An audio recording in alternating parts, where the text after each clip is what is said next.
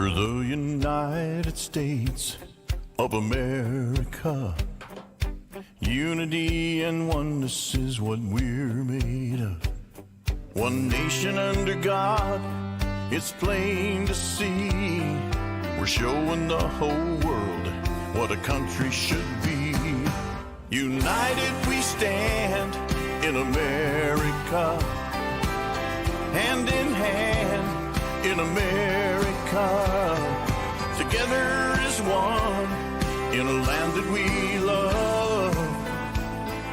United we stand in America. Good morning, everyone out there. Welcome to Changing Times. It is Wednesday, March the 26th. This is show number 199, and we finally got the correct count again. And we have got a beautiful day. We are live at Acts Media Group headquarters in Springfield, Missouri. And it's a beautiful spring day today, and looks like might get a little rain maybe this afternoon or late evening, but we need rain.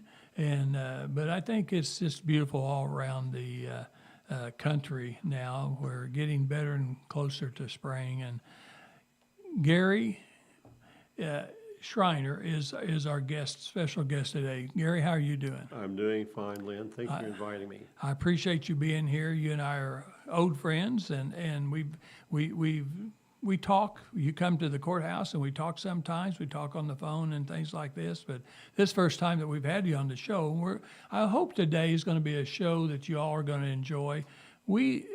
This show was created a few years ago with Jim Whining and myself, our CEO of Acts Ministry, and we talk about social issues, social causes, with positive solutions. Most everything that you see today, whether it be on TV, radio, print, whatever, it doesn't matter. It's almost always negative. Everything negative that's happening, everybody's complaining about something, but we don't ever hear too many things about, well, what do we do about it? Positive solutions. So I said, well, if we're going to do a show, let's be positive. Let's provide hope for people. There's so many people in our country and our world, so welcome for watching today. We've got people in all 50 states watching the show. We have people in other countries watching the show. Please share this show. We're live at 9 o'clock on Wednesdays, and then we archive them so you can go back as far as human trafficking on show number 1 was one of our most popular shows a long time ago. And it was a great show, and all the shows are a little different, but they're all very beneficial. The show that we had last week, if you haven't seen that, you need to see it, because if you want to know what's illegal going on in communist China, watch our show, because we talked about the illegal organ harvesting in China. You want an organ donation and you come from some other part of the world, and you need a new heart or a kidney or a liver or something, an eye, whatever you need, they'll get it for you. And they'll get it for you in just 2 or 3 days. Now, that's impossible in the United States to get something in 2 or 3 days. And we have the best system.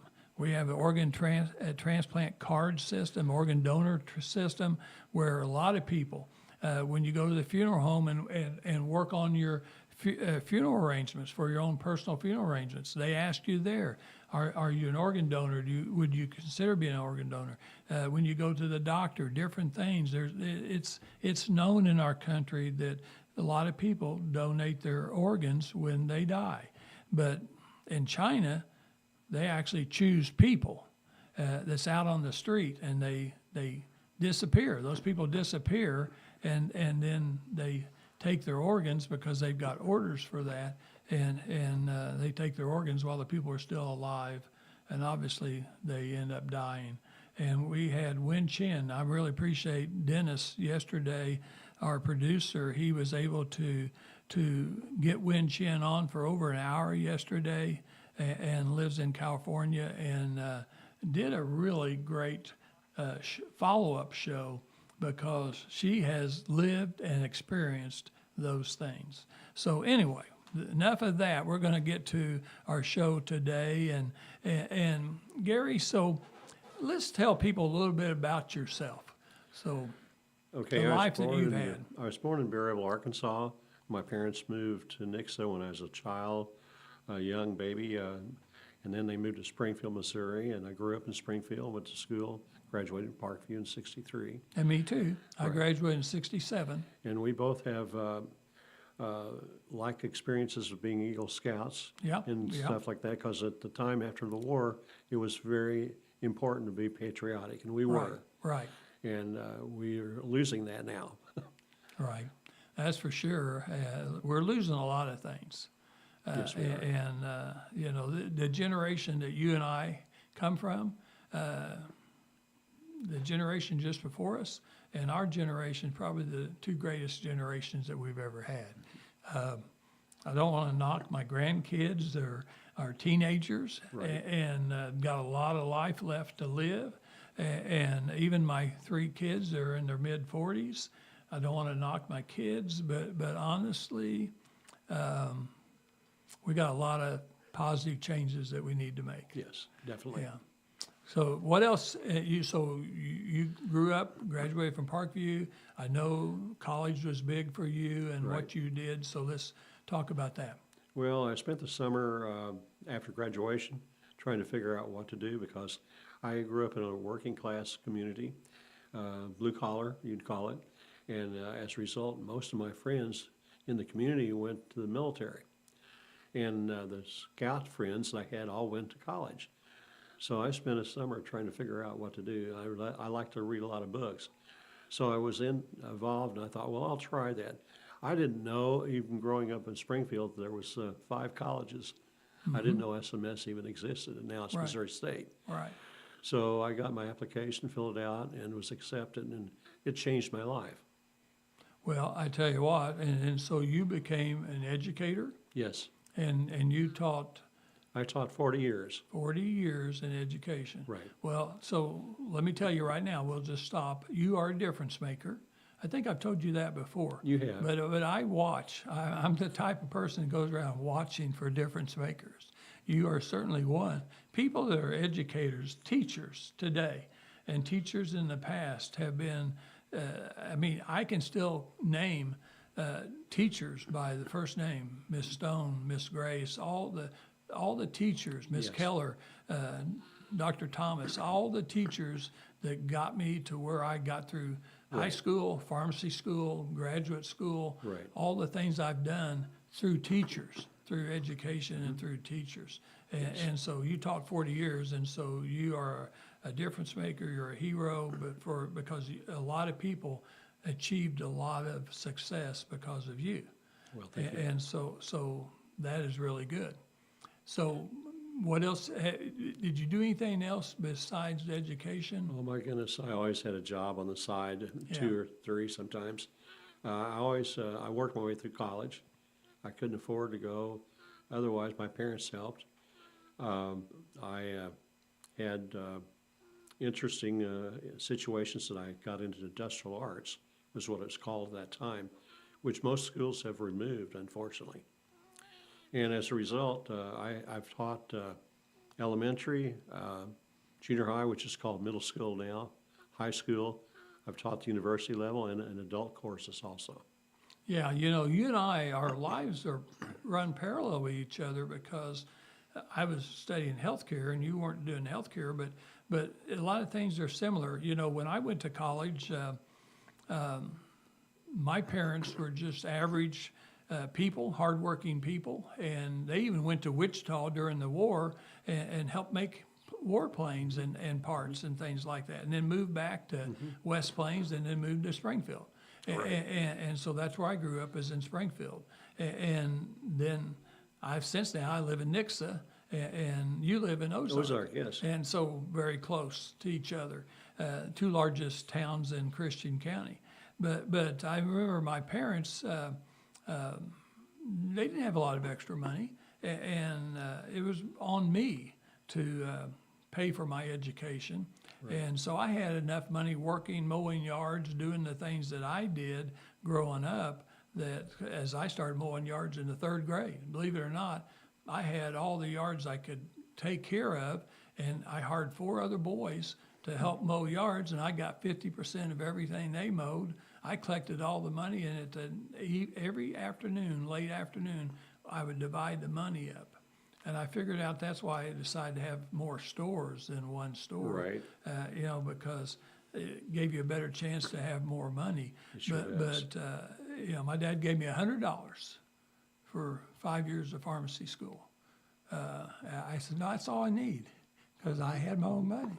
Yeah, he taught me when I turned 16 that I saw a black Mustang, and it was the most beautiful Mustang I'd ever seen. And actually, the owner of the Ford dealership in Springfield, Missouri, it was his son, so he got the first Mustang. Wow. And so it had red wall tires, not white wall tires, but red wall tires. And it had all this chrome, and it had black bucket seats. Everything was leather inside with all that chrome.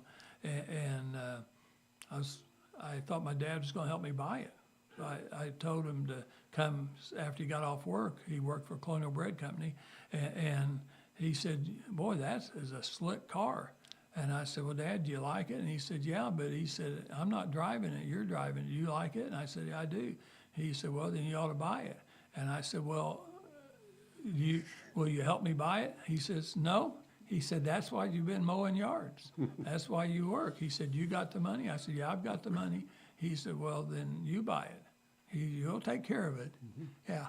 So that's good. Well, let's talk about let's talk about our religious values. Okay. I think that you and I are both very strong Christian people. Yes. We are believers. We believe in prayer. So how did you find out who God was and Jesus Christ? Well, my parents were always at church Sunday morning, Sunday night, and Wednesday night, and any other time the doors were open.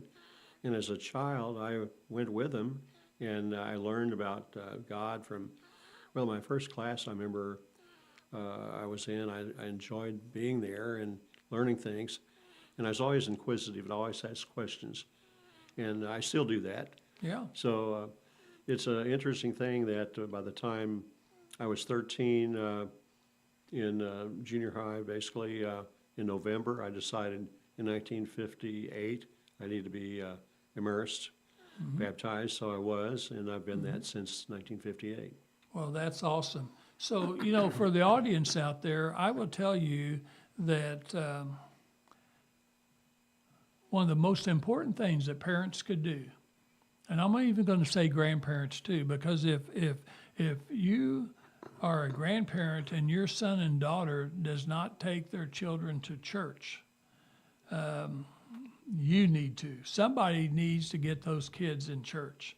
If they establish a background and understand who God and Son is when they're young, they will always know who He is when they get older. I'm always so surprised at people who are in their 40s, 50s, 60s, even 70s, and they don't even are close to a relationship with God.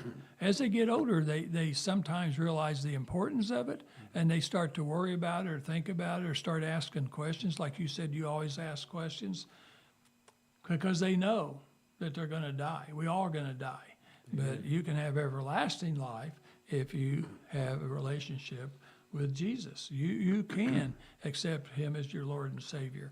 I'm kind of like that, but a little different. I am thankful, so thankful that my mother took my brother and I to church every Sunday. We went to University Heights, right across from SMS, Missouri Right. State today, that big church, still there today. We were in Royal Ambassadors. We were in one of that group. We went to Sunday school class. I got my little stars different times when I Right. knew the verses, and I always liked the red and gold stars the best for some reason. I didn't like the blue and other colors, but I did that. I listened to church. My mom sat with us. My dad never went.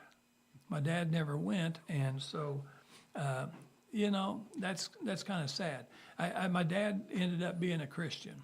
Well, that's I good. think that So it's never too late. No, it's not. It's never too late. It is too late if you're not a Christian and you're driving down the road and you have an accident and you die. I don't know how God's going to reconcile all that. Thank God he makes that sense. And so, people die suddenly many times with a heart attack. Or I just had a friend at the county courthouse, and it was her husband, but he had a sudden, aggressive, very bad heart attack. And he's about my age, and went to Parkview too, those two people. But you never know. He's going to survive. He had quadruple bypass surgery on Monday, and he's coming out okay of it. And so he's going to have more life to live, and that's a blessing. But we just never know. So you have to be prepared. Did you ever teach any Sunday school classes? Yes, I did most of my life. I started out basically sort of co-teaching in high school, and then when I graduated in college, I was doing. I've taught all the way through. When I was at McKnight Road in St. Louis, I was an education deacon after I came back out of the Army. And I was that until we moved to Cape Girardeau. And I still taught a fifth grade class and moved over to another church, Jackson Church of Christ, and I taught the senior classes. Well, I've taught a couple of types of Sunday school classes too. I taught a junior high class when I first moved from Springfield to Ozark to open up my first pharmacy. I was attending a church right off of the square, Ozark Christian Church, and so I saw a little poster and they needed a junior high school coach, and so a teacher, not coach, and I thought, well, I guess that'd be a good age for me to. Well, I'm doing fourth grade now. Yeah, you're doing you're still doing it. Yes. Yeah, At Union Hill Church of Christ. Yeah. So In Nixa. Yeah, and so I think that's a great thing. And then I also taught later on when I started going to First Baptist Church. I taught an adult class, and it was kind of good because it was the same age that we were, and so that was a good class too. And so I think those things are extremely important to just stay involved and keep helping other people grow, because your faith can continue to grow. Yes, it can. You don't want it to diminish and lose and have it fade away. Some people become a Christian, and I really believe they're a Christian, but then if you don't practice and you don't stay with people, like-minded people, you sometimes can fall away. And sometimes it's easy because we all have problems. Well, Ezekiel talks about that. Yeah. And I'm reading that part. I try to read through the Bible at least once, maybe halfway again through the Bible. I'm in Ezekiel, and they're talking about a Christian that's faithful, that does something, and they don't turn from it. Then they're lost. Right. And it talks about a person that's lost that does something good they're supposed to be doing, and then they end up being saved. Yeah. No, I think you're exactly right. And our life is always full of valleys and mountains, valleys and mountains. Our life is not just perfect all the time. It's never.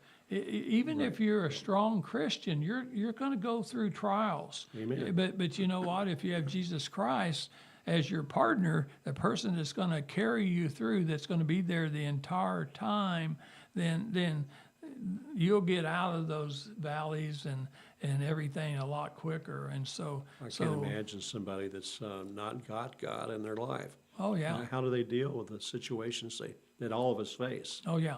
And I'm hoping, I'm praying. I pray every day. Let's talk about prayer, because It's very important. you think it's very important. And Yes. Do you pray more than one time a day? I'm just Yes, curious. I do. I pray often.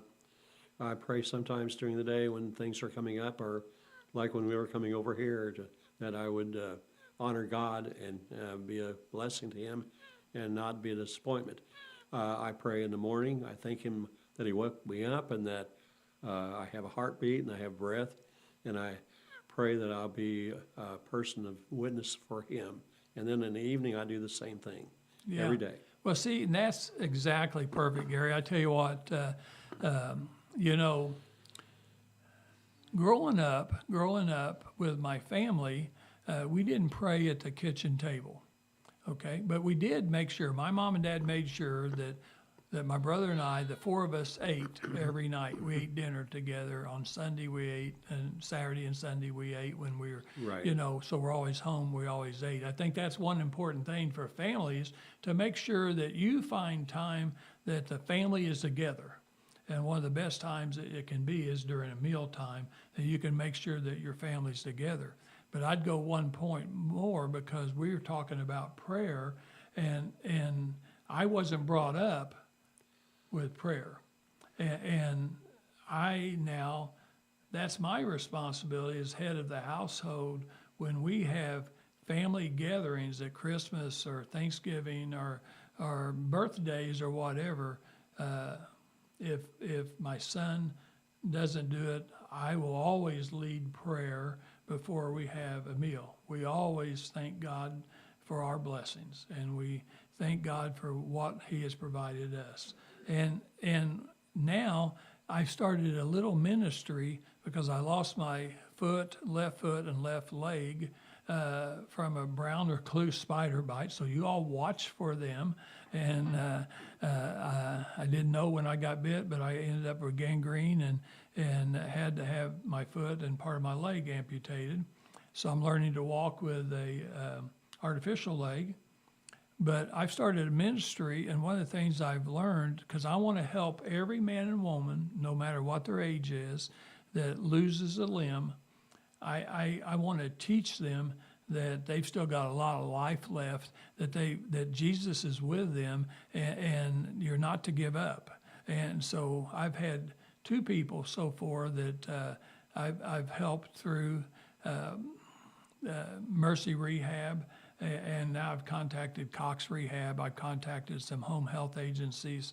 And one of the first things on both of these individuals, one was 18, lost his foot and leg with a motorcycle accident in Springfield this last year. And then the other one is a 44-year-old man.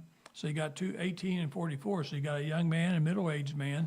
And neither one of them were Christians. And so both of them were interested in being a Christian. So I led both of them to the Lord. We said prayers. We talked about it. We spent probably 45 minutes to 60 minutes on that before we ever talked about what we could do with our artificial leg and foot. And it was interesting, because neither one of them had ever prayed. And so I said, well, God doesn't expect you to have a perfect speech. He doesn't expect you to have anything like that. You can just mutter a few words, and He's going to understand what you say. But you will get better the more you say it. But to begin with, you always should pray to yourself. Pray by yourself to God, to Jesus. You pray, and I would, instead of asking for a long time, I never asked for anything. I always just thanked Him for what I had received. I thought it was better to thank than to ask. I agree. And- Generally, my prayers are for other people. Yeah, I very seldom ask for myself. There's a few times, and because I had a situation with a bug bite on my leg that went to my heart, so I have mitral valve problems, and that's as a result of that. But I'm here by the grace of God. yeah. He's given you another day, turns into another week, another month, another year. He gives you that. And I'm telling you, I think because that you're still active at your age, I'm still active at my age, that God's not going to terminate our life today, because He knows we're helping other people. Yes. And I think that is something that we need to always continue. So I would encourage people today. There's a lot of people out there that have no hope. They're just still worrying about everything. A lot of things are not perfect right now. I think things are going to continue to get better. We hope and pray that they will. Yes. But you just can't lose your faith and hope. And so this show is all about trying to restore hope in people. And so we hope that you're going to be getting something out of that show today. But I would say volunteering. You volunteered a Yes. lot in different organizations. And is there anything that stands out that you really enjoyed with volunteering, or is just Yes, when I was in Cape Girardeau, I was a member of the Evening Optimist Club, okay? and it was by a gentleman, Mr. Meyer.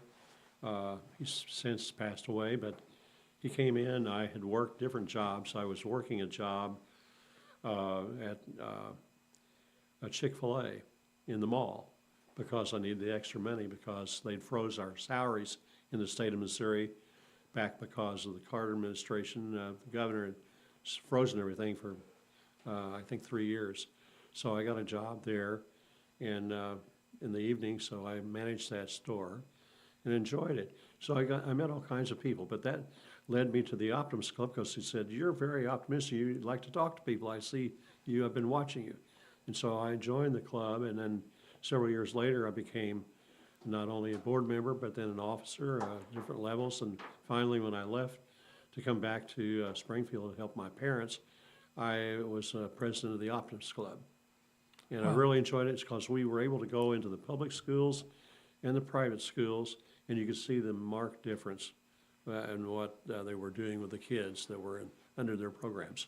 Well, see, that's the kind of thing. So everyone out there today, if there's any time at all that you have, or I'd try to make a little time, you will definitely get rewarded.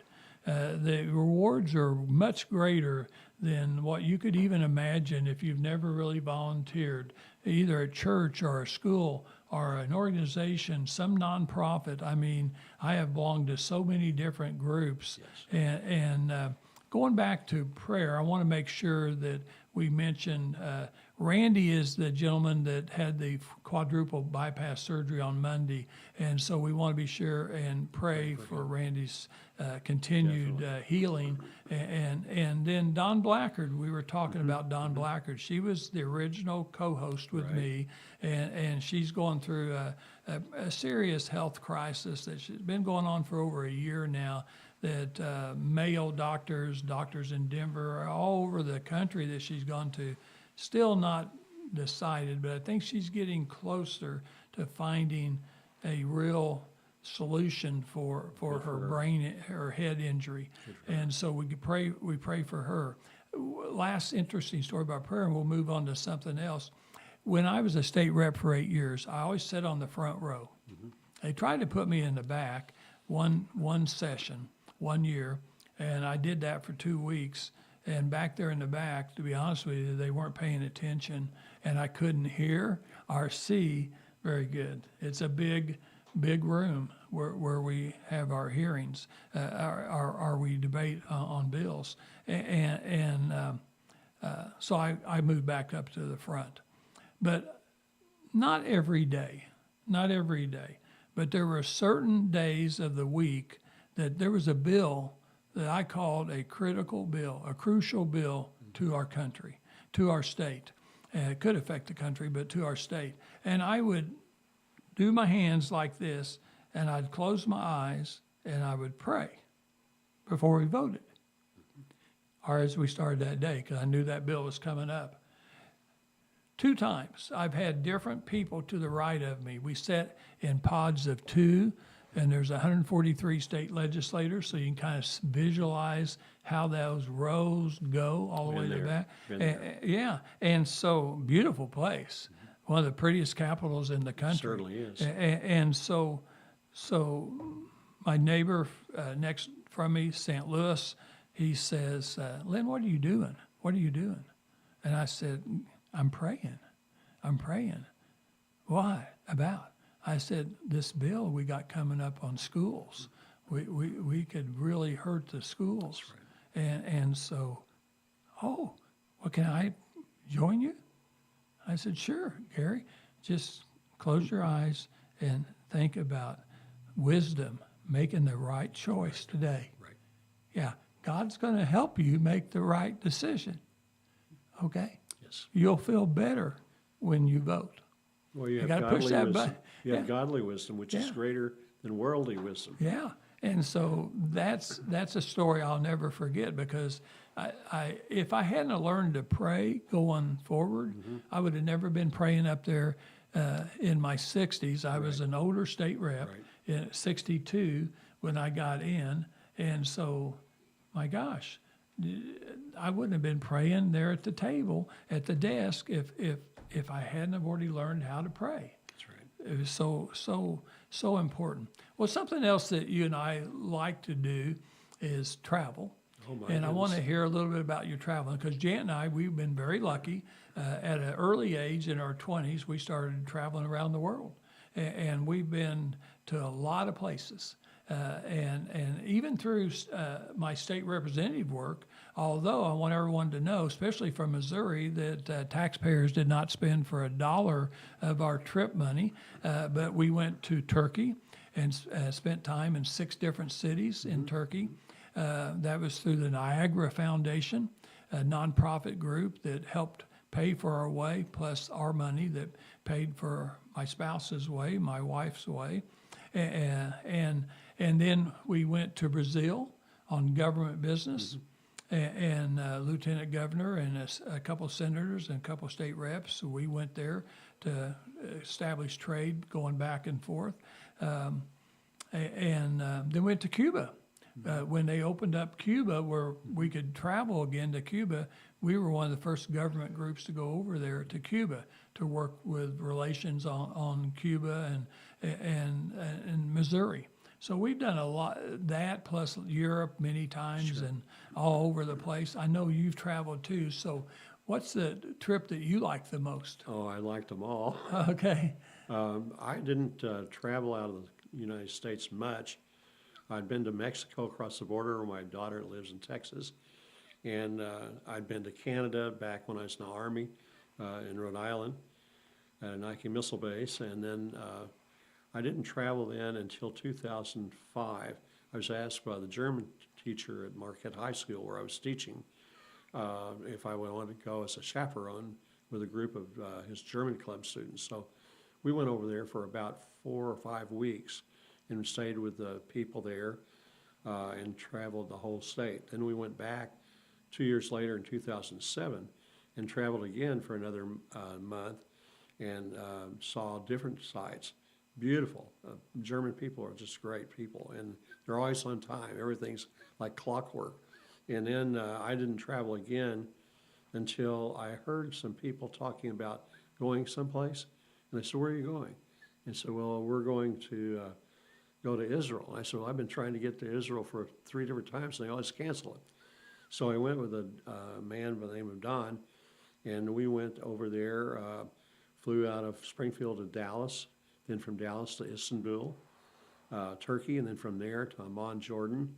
And then we were in Amman, Jordan about 3 or 4 days, seeing all the sites, and then went down the very tip and came into Israel and got another bus and went up to the Dead Sea. So we were all over the area, then flew out of there to Greece, to Athens, Greece. And then we went on a cruise ship for about 3 days to all the different islands. So that was interesting. Then I followed that up. That was in May of 2023. And I went to Italy then in September that year. Yeah, Italy, Europe. I guess we've been to Europe 4 times, and we've spent a lot of time in different parts of Europe and stuff like that. It's really interesting. But one of the things that and I'm going to see if you're that way too. I suspect a lot of Americans are this way. I love to travel. I love to see things I've never seen before. I rarely go back to the same place twice, although we've made exceptions. But there's so many places I'd like to see. Amen. And now that we've gotten older, we started going to national parks. United States National Parks is a treasure that a lot of Americans don't do. We probably have Mount Zion is the last one we went to in Utah, and I'm just thinking, I think that was 2 years ago, and I'm thinking that a lot of I saw a lot of foreigners there, and I'm thinking, well, And same way, kind of like down in Branson, Missouri, where we have tremendous music shows and just a great, many golf courses and trout streams and lakes and things for people to come. And they come from all over the world to Branson, Missouri, when a lot of people that's local, that lives 30 minutes away, don't even come to Branson to see a show. And you just saw a show down there, six, Yes. and there were six men that sang a cappella. Yes. Right? And there are 10 brothers, and they're all working there. Okay. And so tremendous shows. If you're not knowing what you want to do this summer, you need to go to Branson, Missouri, and there's all kinds of shows. If you don't like country music, they've got something else. They've got a Christian show, a brand new one that's going to be here this year. And I know Jan and I have gone to every one so far, and we will be there again this summer watching that, because it's like a production you'd see in New York City, okay? Except it's Christian, and that's a good thing. And so that's really good. But I always, when I go someplace, I'm always ready to get home. Can't wait till I get home. And because like right now at this time of year, in the spring, summer, and fall, we love this area so much. It's such a beautiful area we live in that we think it's God's country, but actually God's country is everywhere. But really, I just can't hardly go. I don't like to go to places so much when it's so nice. I'd like to rather go in the wintertime when I get away from wintertime and I see other parts of the world that we go in. But you can learn about religions. I like to go and know churches, look at the tremendous, beautiful churches that they have all over the world, and talk to people, listen to people. They are very beautiful. It's a tremendous education to travel. And so I hope that a lot of our listeners, our viewers, can travel. They have the time and the money to travel. If you don't have the money, save it up, because you need to take a few trips in your life.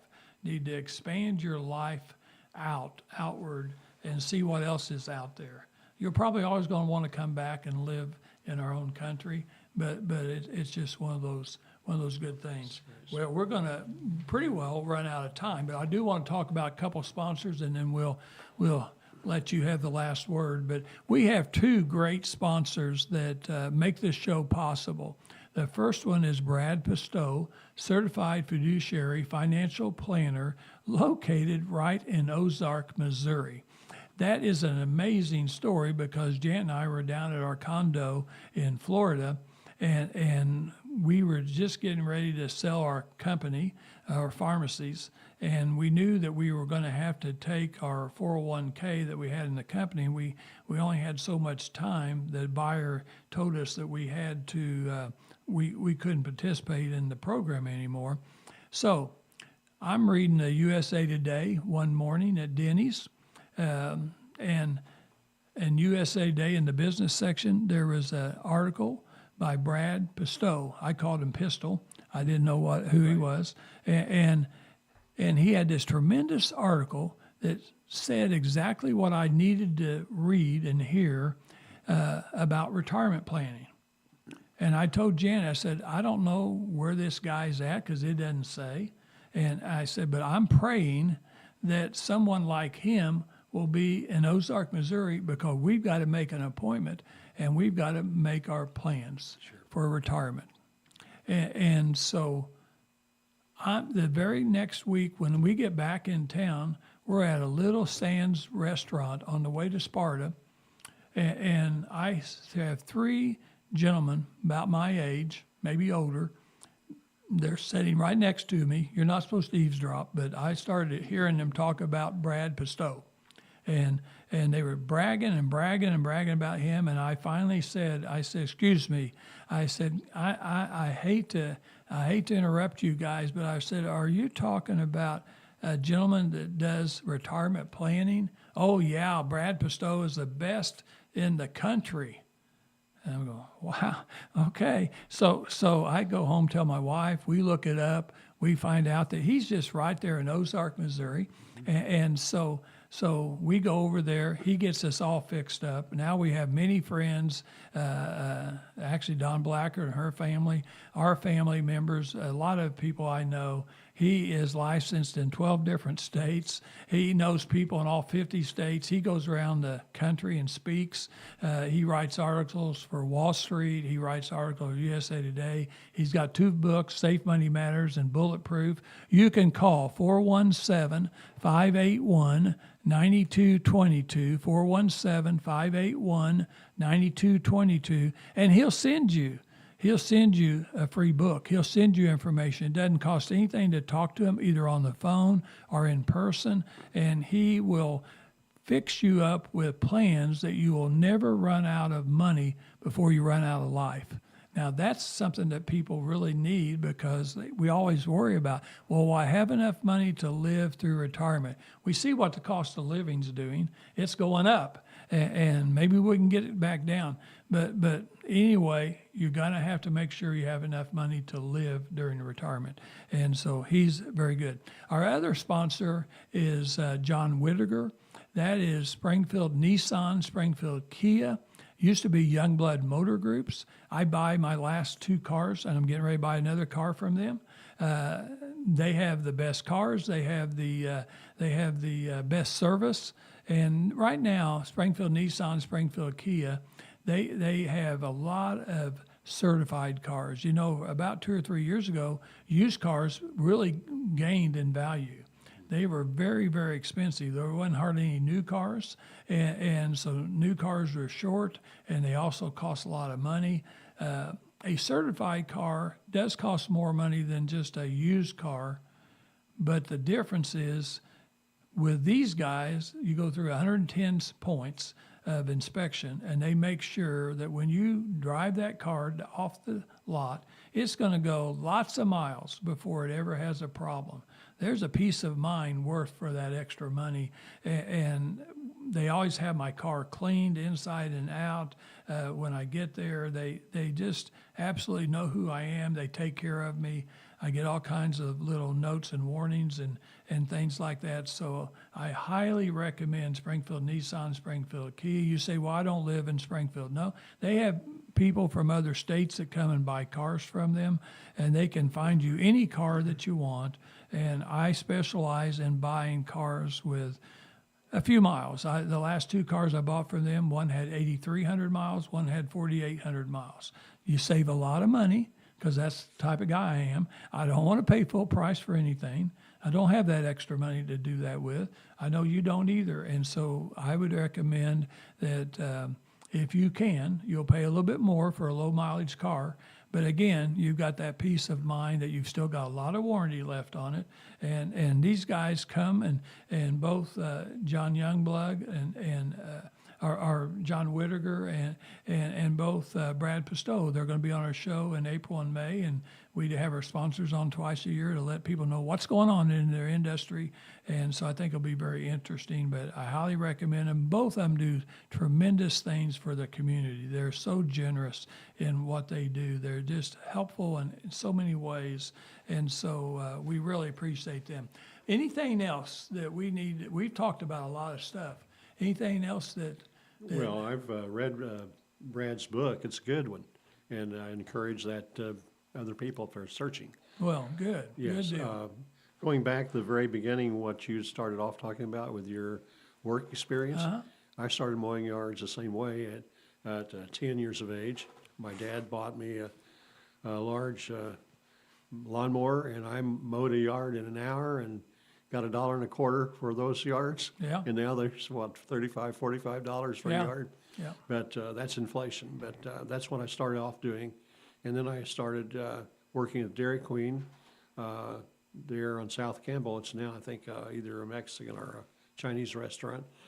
And Robert Hall was across the street, and I think now that's some car dealer. Anyway, I did that all the way through high school. I worked, when I get off school, I'd come home and work at the Dairy Queen. And I did that until I went to college. Well, see, Gary, so this is a problem we have today. Even my grandkids, most of the young people don't want to work. They don't want to work. And you and I have had many jobs, Right. many jobs. Definitely. Ever since, we didn't wait till we were 16. When I did turn 16, they hired me at Cotter's Pharmacy across from Mercy Hospital. I donated my time for 6 months before I was 16 to make sure they hired me when I turned 16, Definitely. because I went and told the guy that owned the store, Jim Osborne, I said, I want to be a pharmacist someday just like you. And so he said, well, how old are you? And I said, well, I'll be 16 in January. And he said, well, it was the summer before. He says, well, I can't hire you yet. Come back. And I said, well, I don't want to come back. I want to work now. I'll Right. donate my time Right. now. So I worked 6 months learning how to inventory, put the older stock last and rotate your stock, how to do things. I watched the pharmacist fill prescriptions, but I'd done so many different jobs Right. that even when I was in pharmacy school, I worked at KU Med Center. I worked at CATS, KATZ, and then it turned into SCAGs and things like that. So I worked my whole life, but that's where you gain all that experience. Well, you started out for free. I started out at 65 cents an hour, and then I went up to $1. And then when I went to SMS, they hired me. You could only work 15 hours a week, and they give me 65 cents an hour. Yeah. So we're up a little higher on minimum wage today than back then. But we did it, and we are better for it. And Yes. I would urge parents and grandparents today. I know kids don't take advice very well, but I would tell them that it's nothing wrong with having a job when you're in high school or college. You know what the college students do today? They just borrow money. They borrow money instead of working. You got to then pay it back with interest. Don't do that. That's part of learning about life and business. So you don't want to borrow money that you have to pay back. So work part-time when you're in school, and you'll be better off for it. And so, no, I think we've done a good job today. Gary, difference maker, Well, thank friend. you so much. I tell you what, I appreciate you coming today, and have a blessed day. Well, you're Everyone out there, have a great day, a blessed week, and we will be back. Easter is coming up, and pretty soon, and I'm going to have a special show on Easter. I just posted something about the birth of spring every year, how life starts over again. It does. gets so Yep. beautiful. Sure does. And then I was thinking about Easter. Probably the most important holiday of a Christian is Easter. You think about Christmas and Jesus being born, but I really think Easter. And we're going to talk about that. We're going to have a minister on that day, and we're going to talk about why that is so important, okay? But anyway, thanks a lot for watching today, and we'll be back next Wednesday.